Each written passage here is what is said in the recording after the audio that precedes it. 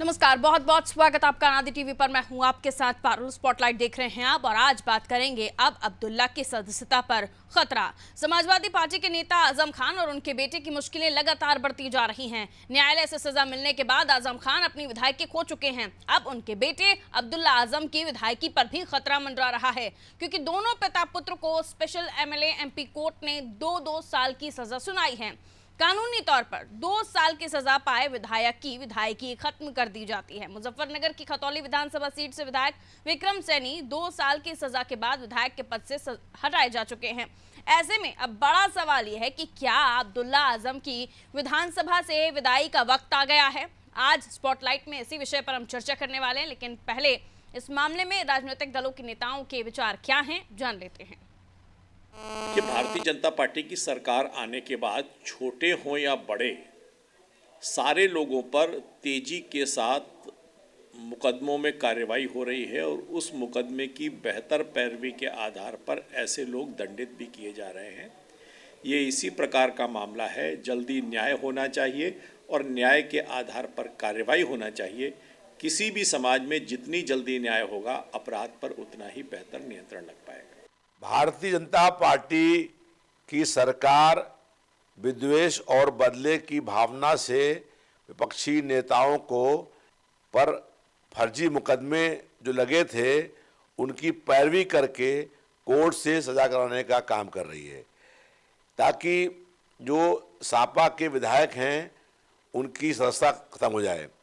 ऐसे इसलिए जो है भारतीय जनता पार्टी की सरकार पूरे वकीलों की पैरवी से जो है न्यायालय सजा करने का काम हो रहा है, जो कि सदस्यता ख़त्म करने के लिए हो रहा है। हम लोग ये चाहते हैं कि आगे अपील करने तक उनको मौका दिया जाए। वो अपर कोर्ट में, हाई कोर्ट में या सुप्रीम कोर्ट में उनको अपील करने का समय मिले, उससे पहले सदस्यता ख़त्म ना हो। हाई कोर्ट ने जो अपना फैसला सुनाया है उसमें आजम खान व उनके बेटे को दोषी करार दिया है। तो कोर्ट का फैसला सबको मालूम है, लेकिन देखा होगा आपने कि योगी सरकार लगातार ऐसा रवैया अपना रहा है कि वो द्वेष भावना के तहत राजनीति प्रेरित होकर के उस तरह का कार्य कर रहे हैं। अब निश्चित तौर पे अगर कोर्ट ने फैसला सुनाया है तो उनको सजा भी होगी। तो अब अब्दुल्ला आजम की विधायकी पर खतरा मंडराने लगा है और कहा यह जा रहा है कि लगभग उनकी विधायकी समाप्त होना भी संभव है, क्योंकि उनको भी 2 साल की सजा सुनाई गई है। वैसे में कानून तो यही कहता है, हमारा संविधान तो यही कहता है कि अगर किसी भी सिटिंग एमएलए के ऊपर अगर 2 साल की सजा पड़ती है किसी भी मामले में, तो उसकी विधायकी खत्म हो जाती है। इसके पहले के उदाहरण भी हम आपको बता चुके हैं। लेकिन इसके बाद जो सपा की तरफ से आरोप लग रहे हैं, ये लगाए जा रहे हैं कि ये गलत मामले दर्ज कराकर और इन पर सजाएं दिलवाकर विधायकों की सदस्यता खत्म कराई जा रही है। भारतीय जनता पार्टी से हमारे साथ ओम प्रकाश सिंह जुड़े हुए हैं, उनसे हम चर्चा की शुरुआत करेंगे और बाकी मेहमान भी हमारे साथ जुड़ गए हैं। आपका परिचय करा देती हूँ। सलोनी सोलंकी जी हमारे साथ जुड़े हुए हैं, कांग्रेस से, बहुत बहुत स्वागत। कपिल श्रीवास्तव जी सपा से हमारे साथ बने हुए हैं, आपका भी स्वागत सर। राम बाबू भारती वरिष्ठ पत्रकार हैं, हमारे साथ जुड़े हुए हैं। भारती जी, आपसे ही चर्चा की शुरुआत करती हूँ, मैं वापस आऊंगी आपके पास। बाबू भारती जी, सवाल यही है, सबसे पहले तो मैं आपसे कुछ जो छोटी मोटी जो कानूनी जानकारी है वो चाहूंगी कि पहले तो जो ये कहा जा रहा है कि फर्जी मुकदमे दर्ज कराकर, क्या कोई एमएलए पर फर्जी मुकदमा दर्ज कराया जा सकता है? क्योंकि ये मामला दोनों ही पिता पुत्र पर दर्ज था और अब अब्दुल्ला आजम पर भी कार्रवाई हुई है, सजा सुनाई गई है उन्हें, लेकिन अब उनके लिए रास्ता आगे भी खुला हुआ है, दूसरे बड़े कोर्ट में वो जा सकते हैं। जो अभी कार्रवाई हुई है उसमें किसी तरह का गलत या किसी तरह से कानून का गलत इस्तेमाल किया गया हो, ऐसी कोई भी जानकारी आपके पास?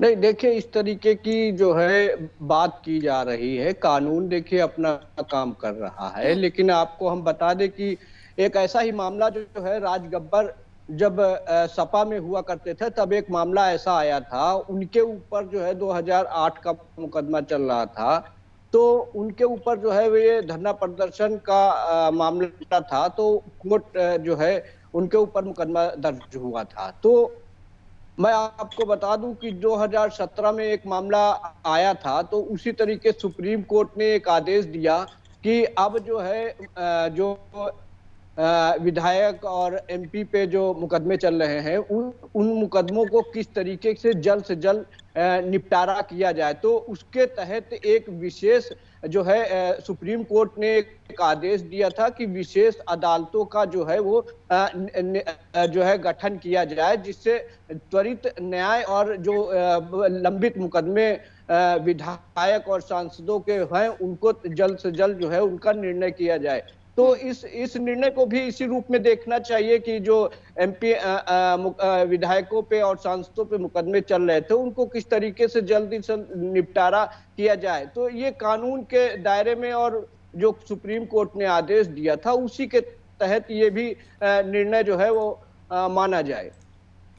मैं आपसे ये जानना चाह रही हूँ भारती जी कि उस वक्त जो ये 2008 में जो ये पूरा घटनाक्रम हुआ था, इसी में किसी तरह की कोई झूठी बात या ऐसी कोई गलत बात जैसे अब पार्टियां या फिर जो पॉलिटिकल पर्सनालिटीज हैं वो बता रहे हूँ, उस वक्त का घटनाक्रम और आज की सजा?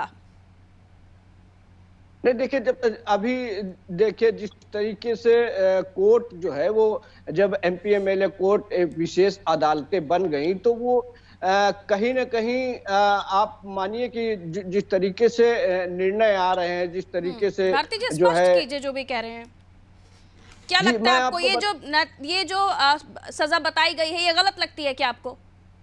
नहीं ये गलत नहीं लगती है, लेकिन कहीं ना कहीं सरकार या सुप्रीम कोर्ट के जो निर्णय गाइड है उन्हीं का पालन किया जा रहा। ठीक है कपिल जी, क्यों आखिर ये आपके नेताओं की तरफ से, आपके स्पोक पर्सन की तरफ से ये बाइट्स हमें मिल रही हैं कि ये फर्जी मुकदमा दर्ज करवाकर इस पूरे मामले में सजा दिलवाई गई है?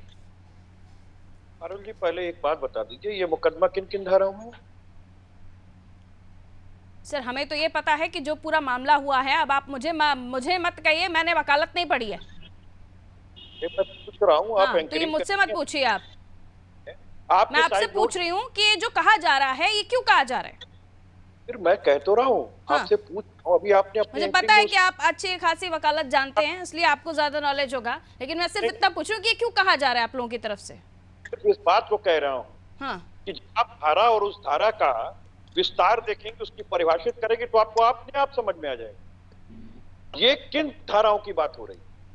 ये एक राजनीतिक मुकदमा है कि अगर आप कोई धरना प्रदर्शन कर रहे हैं, उसमें अगर सरकार ने एक मुकदमा साथ में अपने लगाया और ये कह दिया कि सरकारी काम में बाधा पहुंचाएगी, सरकारी काम में बाधा पहुंचाएगा का एविडेंस कौन देता है? सरकार के लोग देते हैं भाई, उसमें कोई आम आदमी नहीं शामिल है, सरकार शामिल है, सरकार के लोग शामिल है। और आप अपने कर्मचारियों को जिस तरीके से चाहिए उस तरीके से एविडेंस लेकर के चले आइए। ये कौन? ये तो प्रतिशोधात्मक कार्रवाई चल रही है।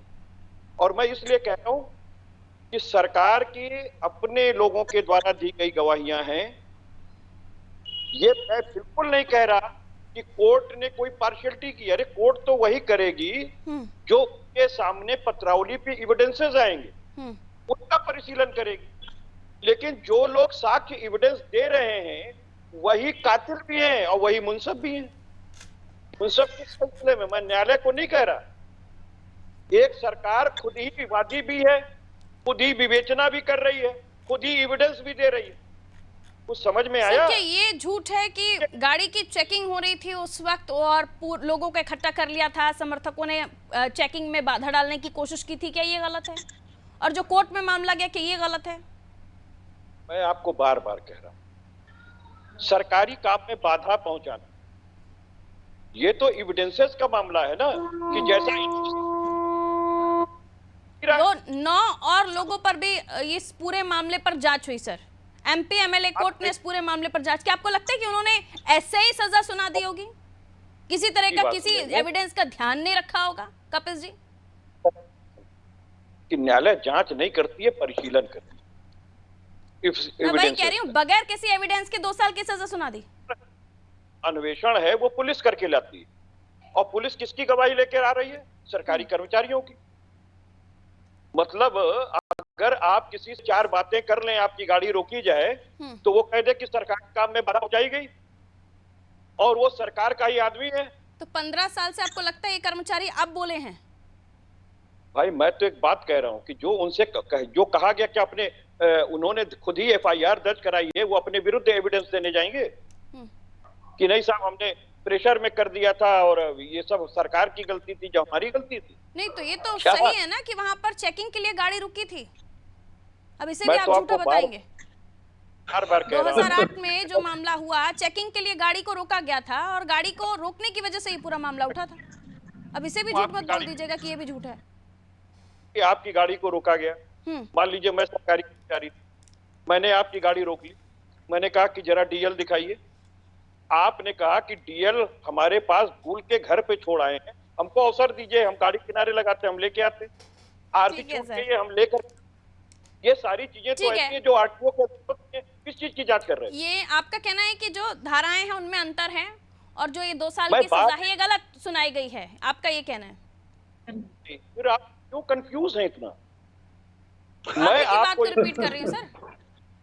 जो एफआईआर दर्ज कराया गया वो भी सरकार के द्वारा कराया गया, उसका ही आदमी जिसने एलिगेशन लगाया कि हमारे सरकारी काम में बाधा पहुंचाई गई।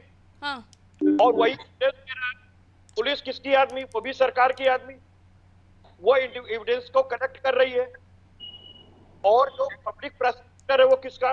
वो भी सरकार का। मैं एक बात कह रहा हूँ, न्यायालय नहीं गलत है। जो आपकी एविडेंस, वो सरकारी कर्मचारी गलत है जो उस वक्त आपके भी शासन काल में काम कर रहे थे। 2008 में आके सबका ही तो सभी रिटायर तो नहीं हुए होंगे ना। ये वही ब्यूरोक्रेसी है ना जो आपके समय पे भी काम कर रही होगी। तो कह रहा हूँ कि हमारे समय की जो ब्यूरोक्रेसी फैलाता गया, बताइए ना किसको सजा। मैं वही पूछ रही हूँ, ब्यूरोक्रेसी तो वही थी ना जो आगे आने वाले शासन काल में भी वही रही होगी। मतलब आपके समय पर यही लोग सही काम कर रहे थे और आप सत्ता से बेदखल हुए, तो दूसरी सरकार आने के बाद वो किसी और के लिए काम करने लगे।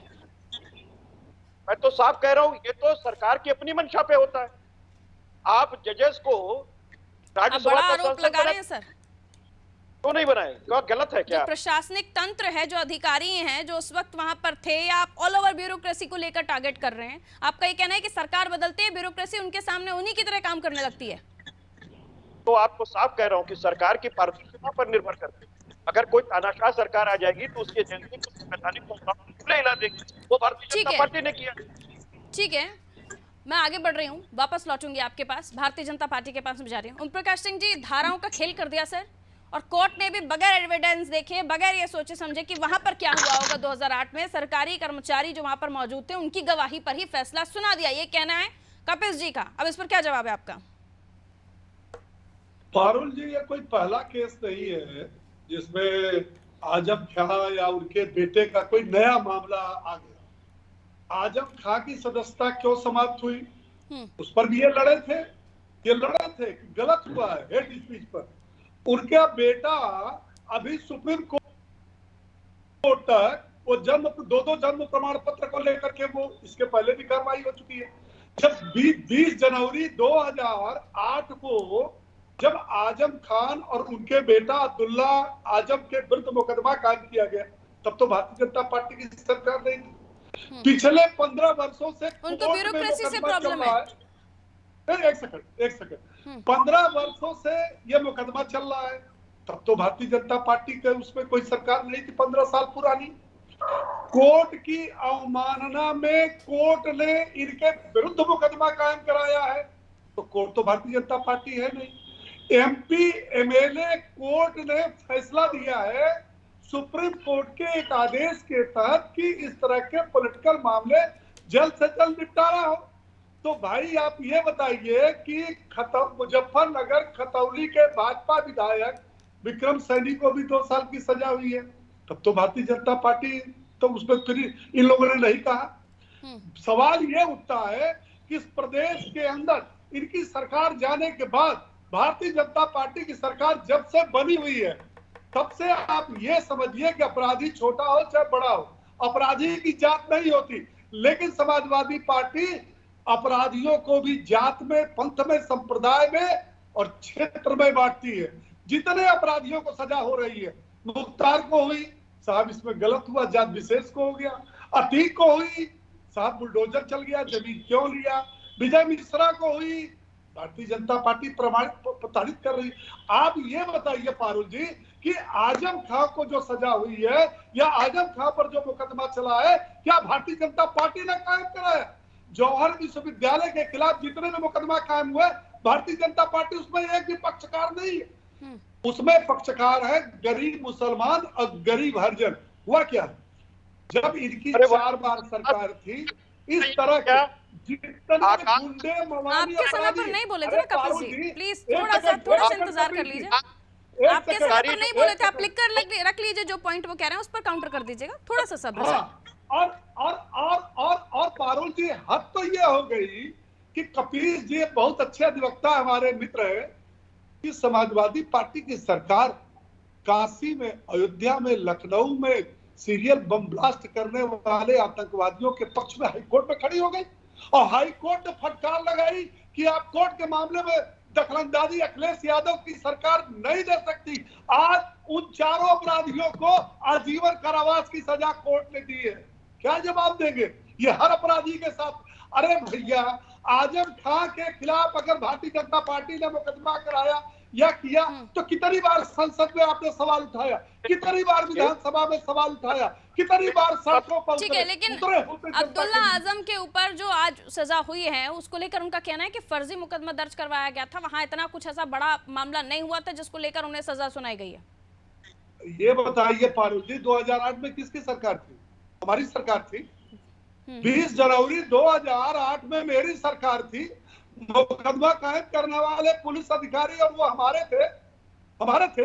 किसके थे ये बताएं, किसके थे? वकील है ना? अभी एविडेंस दिया है या कर्मचारियों की जो गवाही अरे है? भाई, आप ये बताइए कि कोर्ट में 30 दिन में, सुनिए, अमेठी में बलात्कार के मामले में, एक रेप के मामले में 30 दिन में आजीवन कारावास की सजा हुई। इनको खड़ा हो जाना चाहिए कि भाई 30 दिन में जो है रेप के मामले में सजा हो रही है, ये तो गलत हो रहा है। ये हमेशा समाजवादी पार्टी अपराधियों के साथ खड़ी रहती है, न तो ये तो मानेंगे कि न संविधान के साथ है, न संसद के साथ है, न सुप्रीम कोर्ट के साथ है। ये किसी के साथ नहीं है, ये केवल अपराधियों के साथ है। आजम खान को बिठाया, उसके बाद अब्दुल्ला आजम की भी सदस्यता खतरे में दिखाई दे रही है। इस पर आगे क्या होगा वो तो पता चलेगा, लेकिन यह है कि एक बड़े गढ़ को ध्वस्त करने की कोशिश आप लोगों ने की थी। जो पूरा मामला सामने आया है वो कहीं ना कहीं होता हुआ दिख रहा है। हालांकि ये पूरा मामला न्यायालय से सामने आया है, लेकिन इस पर भारतीय जनता पार्टी को कटघरे में खड़ा किया जा रहा है। सलोनी जी के पास जा रहे हैं, उसके बाद कपिल जी आपके पास आऊंगी। सलोनी जी, कांग्रेस का इस पर क्या मत है? क्या सजा सही हुई है? क्योंकि ये पहला मामला नहीं, और भी कई मामले हैं जो सेंसिटिव हैं, उन पर भी हियरिंग्स चली रही हैं, लेकिन अभी जो ये सजा हुई है इस मामले में आपको लगता है कि गलत हुआ है? नहीं पारुल जी, देखिए, न्यायालय का जो फैसला है वो तो हमारे सारा आंखों पर है, क्योंकि ये कहना तो गलत होगा कि न्यायालय अपना फैसला गलत दिया है या फिर गलत करती है, क्योंकि न्यायालय तो जो वो प्रूफ होते हैं उनके आधार पर चलती है। जो उनके पास एविडेंस है उन्होंने तो उसी आधार को देख करके उन्हें सजा दी है। तो न्यायालय पर तो आरोप लगाना सरासर गलत है, लेकिन एक कड़वा सच और है, ये जो सत्ता में बैठी सरकार है वो अपना पावर का यूज तो कर रहे हैं, ये कहना तो गलत नहीं है। अगर ये आरोप लग रहे हैं तो ये गलत आरोप नहीं लग रहे हैं। बहुत सारे ऐसे नेता हैं बीजेपी के जो इतने अपराधी हैं, इनके केस चल रहे हैं और वो बाइज्जत बरी घूमते हैं। तो ये भी तो कहना एक गलत नहीं है कि भाजपा सरकार अपनी पावर का यूज नहीं करती है, तो सत्ता में बैठी है तो उन्हें पावर का। लेकिन इससे पहले बीजेपी के भी एक एमएलए जिनको सजा पड़ी उनकी भी सदस्यता गई मैडम, और अगर कोई कार्रवाई हो रही है और ऐसा आप कहेंगे कि आजम खान के ऊपर जो मामला हुआ या अब अब्दुल्ला आजम के ऊपर जो मामला हुआ उसमें किसी तरह का कोई दोष नहीं है, आगे भी जो केसेस चल रहे हैं उसमें भी कोई दोषी नहीं है, पाक साहब बता रही हैं आप उन्हें। आपने शायद ठीक से सुना नहीं है, मैंने ये नहीं कहा है कि वो दोनों पाक साफ है, ना मैंने ये कहा है कि उन पे गलत आरोप लग रहे हैं। मैंने सिर्फ ये कहा है कि उन्हें सजा हुई है जो कोर्ट के पास एविडेंस गए उनके आधार पर हुई है। कोर्ट ज्यादा बेहतर जानता है कि क्या था क्या नहीं था। मैंने तो डॉक्यूमेंट देखे नहीं, मैंने तो उनके मतलब आपका ये कहना है कि एविडेंस गलत पेश किए जा सकते हैं कोर्ट के सामने और कोर्ट उन्हें परखता भी नहीं है? जी, ये कहना गलत परखता भी नहीं है और उनके सामने गलत एविडेंस पेश किए जाते हैं तो बगैर किसी अनुमान के न्यायालय। मैडम पारुल जी, ये कहना बिल्कुल गलत नहीं है, ये ठीक है बहुत, और ये कड़वा सच है जिसे हम सब मान ले तो ज्यादा अच्छा है, क्योंकि उत्तर प्रदेश की चाहे प्रशासन हो या फिर कोई भी हो, सब उत्तर प्रदेश फिर मतलब न्यायालय पर इसलिए विश्वास नहीं करते आप लोग? न्यायालय पे विश्वास कैसे करें? उन्हें जांच करनी चाहिए। अगर न्यायालय के पास एविडेंस पहुंच रहा है तो उन्हें जांच करनी चाहिए और फिर फैसला देना चाहिए। मतलब प्रोसेस ही बदल देना चाहिए, आपका कहना है? ऐसा तो नहीं कहा हमने। तो आपका कहना, तो अब कोर्ट में जो जजेस बैठते हैं वो जांच करने थोड़ा ना जाएंगे? उनके पास जो सिस्टम है वही जांच करेगा ना। अब उस सिस्टम पर भी भरोसा नहीं है। छत्तीसगढ़ में एनआईए पर आपको भरोसा नहीं है। प्रोसेस नहीं बदलना चाहिए, उसकी जांच तो करनी चाहिए। वही मैं कह रही हूँ ना, तो कोर्ट में जो जजेस फैसला सुना रहे हैं वो थोड़ी ना जांच करने जाएंगे। नजर आना चाहिए। मतलब आपको दोस्ती भी निभानी है और आप उनको गलत भी नहीं ठहराना चाह रहे हैं, ये समझ से परे है मैडम आपकी बात, कि आप उनको गलत भी नहीं बता रही हैं, आप कोर्ट को भी गलत नहीं बता रही हैं, आप कार्रवाई को भी गलत बता रही हैं और कह रही हैं प्रोसेस भी चेंज नहीं होना चाहिए। बाबू भारती जी, जी राम, तमाम बातों को सुन रहे हैं आप, तमाम बातों को सुन रहे हैं। कुल मिलाकर इनडायरेक्टली कोर्ट को ही कटघरे में खड़ा किया जा रहा है कि उनके सामने जो एविडेंस आते हैं उन्हें वो वही देखकर उसको फैसला सुना देते हैं। ये कहां तक सही है ये आरोप? और अब आपको क्या लगता है, आजम खान, अब्दुल्ला आजम, इनकी सदस्यता चली जाएगी तो ये गढ़ दोबारा से उसी तरह से सपा के पास आ पाएगा जैसे पहले आजम के समय पर रहा? नहीं, देखिए, इस निर्णय से एक झटका तो जरूर आजम खान को और उनकी फैमिली को लगा है, क्योंकि इससे पहले आजम खान की जो है सदस्यता निरस्त कर दी गई और अब उनके बेटे की सदस्यता भी खतरे में आ गई है। लेकिन देखा जाए ये कि जिस तरीके से बीजेपी एक परसेप्शन बनाने का प्रयास कर रही है राजनीतिक लाभ उठाने के लिए, उसको भी कहीं ना कहीं नजरअंदाज नहीं किया जा सकता है। क्योंकि मैं आपको बता दूं कि अभी तक जो है एमपी एमएलए कोर्ट में जो केस हैं वो करीब 4,442 आपराधिक मामले अभी भी हैं, जिसमें जो है केवल और केवल 2,556 मौजूदा सांसद और विधायकों पर है। तो कहीं ना कहीं जिस तरीके से इसमें निर्णय आया, या सरकार एक परसेप्शन बनाने का प्रयास कर रही है अपने वोट परसेंटेज बढ़ाने के लिए और जो है राजनीतिक लाभ उठाने के लिए, तो जो विपक्षी दल है उनका भी कहना कहीं ना कहीं। भारती जी, इसमें बीजेपी का क्या प्रयास हो सकता है? बीजेपी की तो खुद के विधायक की एक सदस्यता चली गई। नहीं, हमने आपको क्या बताया कि अभी भी जो है 4,442 आपराधिक मामले हैं और अभी भी आजम खान के ऊपर और भी कई मामले हैं, जिनमें पैन कार्ड का भी मामला है, आधार कार्ड का भी मामला है, प्रमाण पत्र, जन्म प्रमाण पत्र अगर लगाते हैं उसका भी मामला है। तो इतने सेंसिटिव केसेस भी हैं आगे। आपको लगता है कि इसमें अगर 2 साल की सजा पड़े तो आगे क्या होगा? नहीं, जाहिर सी बात, देखिए अभी जो है वो हालांकि उनको जो है कोर्ट ने जमानत दे दी है, लेकिन अब उनके ऊपर एक जो है वो तलवार कोर्ट की जरूर लटकी रहेगी। कहीं ना कहीं अगर जो है वो निर्णय आ जाएगा तो कहीं ना कहीं उनकी सदस्यता जो है वो खतरे में पड़ सकती है। मैं आपको स्पष्ट रूप से कह रहा हूं अरुण, कि मैंने आपको कहा कि मुकदमे में धारा जो होती है उसके प्रवाह को देखा जाता है। एक सरकार के विरुद्ध केवल इस बात के लिए कि उनके कार्य में आपने बाधा पहुंचाया। खतौली वाले विधायक साहब का पे 302, 307 का और दंगा कराने का आरोप था। दोनों एक नहीं हो सकते भाई। आप किसी हत्या की तुलना जो है एक्सीडेंट से कैसे कर रहे हैं? तो मैं एक बात कह रहा हूं, या मान लीजिए 323, 504, 506 का कोई मामला है, आपने किसी को एक तमाचा 2 तमाचा मार दिया या गाली गलौज कर दिया, जान से मारने की घुड़की धमकी दे दी, और एक 302 जान से मार के खत्म कर दिया, आप दोनों की धैर्यता एक रखेंगी? उनको महज 1 साल 2 साल की सजा हुई, जिसमें आजीवन कारावास है। इस बात को समझिए। तो आप आगे कोर्ट में जाकर इस बारे में बात करने वाले हैं ना? आपकी तरफ से जो एडवोकेट रहे उन्होंने ये सब सीधी बात कि हम बात करके करेंगे क्या? जब एविडेंसेस ही आप ढीले कर देंगे, आप प्रस्तुति नहीं कीजिएगा तो क्या?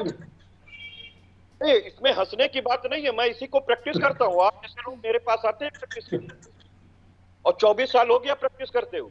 ठीक है, लेकिन आप मतलब क्लियरली यही बोल रहे हैं ना कि कोर्ट ने सही डिसीजन नहीं दिया, आपके पक्ष में डिसीजन नहीं आया? मैं आपको बार बार कह रहा हूं कि एक मुकदमे की बात अलग अलग है। एक सरकारी काम में बाधा पहुंचाना या ओम प्रकाश जी की आवाज दीजिए। एक जो है वो क्या कर देते, पारुल जी, 3 साल की सजा जो साहब का कोई, ये आपको दिखाई नहीं है? के मामले 3 साल की सजा, शर्म नहीं आती है? और देखिए आजम खान है और अब किसानों की हत्या कर दी गई। अजय मिश्रा टेनी को 120 का मुलजिम नहीं बनाया गया, ना उनको मंत्री पद से हटाया गया। एक चिन्मयानंद स्वामी बहन बेटियों से तेल मालिश कराता है, आज भी बेटी जेल के अंदर और चिन्मयानंद पे मुकदमा उठा लिया। शर्म नहीं आती है? और उस पर मीडिया क्या खड़ा होकर के कहती है? जब नारी मामले हैं कपिल जी, जो आप तो अधिवक्ता हैं, वरिष्ठ हैं कपिल जी, ऐसे कितने मामले हैं जो आजम खान पे चल रहे हैं? 32 महिला पत्रकारों का बलात्कार किया और ये भारतीय जनता पार्टी ने उनको मंत्री पद से तो हटा दिया। पर कितने मामले चल रहे हैं कपिल जी? आपको शर्म आती है? कुछ जानकारी देना चाहेंगे आप? भाजपा के कौन सी धाराओं में मामले चल रहे हैं? वो बार बार कह रहा हूँ, आप तो महिला अस्मिता के साथ नहीं खड़ी हो, खुद महिला है। बड़ी दिक्कत तो सर ये बिल्कुल ना कहिए, आपके पक्ष में बात करने लगे तो महिला अस्मिता एंकर सब आपके हो जाते हैं, और अगर आपकी नब्ज दबा दीजिए तो आपको महिला अस्मिता याद करने। नादी टीवी देखा करिए, कपिल जी बैठते हैं चैनल पर अपनी पार्टी का पक्ष रखने के लिए, तो कपिल जी चैनल देखा करिए कि पारुल किस तरह से महिलाओं के मुद्दे पर बात करती है, आपको देखना चाहिए कपिल जी। और बगैर देखे ना ऐसे आरोप मत लगाया करिए कपिल जी, अच्छा नहीं लगता है जब बगैर देखे बगैर समझे आप जब टीवी चैनल पर बैठते हैं। तो आपको अभी जल्दी हो रही होगी जाने की, अब क्योंकि आपको मैं सुना रही हूँ, और आपको समझना चाहिए कि जब आप महिला अस्मिता की बात करते हैं तो पारुल सबसे पहले अगर दिखती है महिलाओं के बारे में बात करने के लिए। नहीं पता हो, नहीं जानकारी हो तो आपको पहले जान लेना चाहिए Kapil ji. Thank you so much. ये समस्या है हमारे राजनीतिक दलों की कि जब उनकी नब्ज दबा लीजिए, उनसे बात करने लगे, आजम खान उनके नाम से ही जुड़ते हैं ऐसे मामले, और उसके बाद जब उनसे बात कर लीजिए कि कौन से मामले हैं तो उनको सब याद आने लगता है। तब अब्दुल्ला की सदस्यता है खतरे में, और खतरे में इसलिए क्योंकि अब पड़ गई है उनको 2 साल की सजा। अब इस पर सपा का कहना है कि साहब ये रंजिश है, चुनावी रंजिश है, या फिर पॉलिटिकल स्टेटस के साथ, पॉलिटिकल स्टंट के साथ ये सारी चीजें की जा रही हैं, तमाम तरह के आरोप प्रत्यारोप। लेकिन हकीकत ये है कि ये मामला 2008 में हुआ था, अब उसी मामले में पड़ गई है सजा, इसलिए बौखलाई हुई है सपा। दीजिए इजाजत, नमस्कार।